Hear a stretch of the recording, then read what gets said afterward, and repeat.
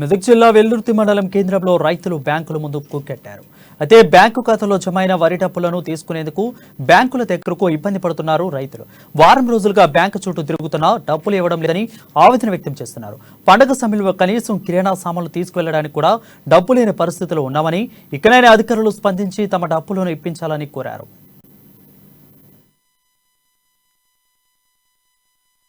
2 నెలలు అవుతుంది కాబట్టి 2 రోజులే వచ్చి 4 రోజులు అవుతుంది కాబట్టి మొన్న అయ్యలేడు.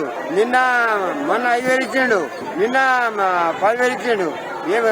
కోద మిషన్ వాళ్ళు మొత్తం ఇంటి మీద వచ్చి ఉంటారు. ఏం చేసుకోవాలి పైసలు? ఇప్పటికి ఇతర పొద్దురే ఇత బుక్ చేయమని బుక్ చేస్తారు.